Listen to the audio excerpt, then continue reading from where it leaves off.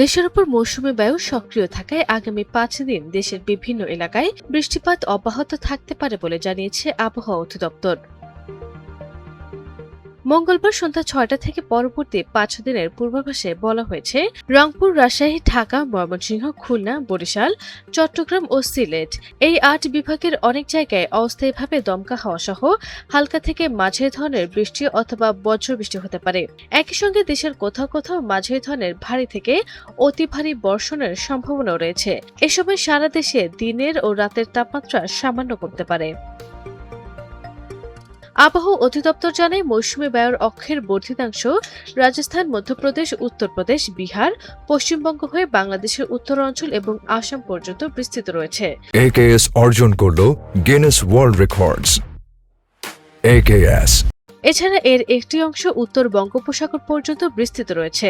বর্তমানে বাংলাদেশের উপর মৌসুমী বায়ু মোটামুটি সক্রিয় এবং উত্তর বঙ্গোপসাগরে মাঝারি অবস্থায় রয়েছে।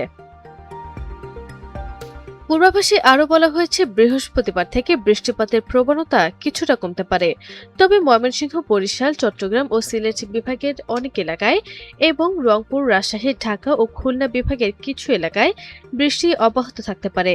এদিন দিনের তাপমাত্রা সামান্য বাড়লেও রাতের তাপমাত্রা প্রায় অপরিবর্তিত থাকতে পারে। অন্যদিকে শুক্রবার ও শনিবার আবারও ঢাকা, ময়মনসিংহ, চট্টগ্রাম ও সিলেট সহ দেশের অধিকাংশ অঞ্চলে বৃষ্টিপাতের প্রবণতা বজায় থাকতে পারে। তবে বর্ধিত 5 দিনের শেষে বৃষ্টির প্রবণতা ধীরে ধীরে কমে আসতে পারে বলে জানিয়েছে আবহাওয়া অধিদপ্তর। আরবি ইসলাম হিমু, NTV অনলাইন।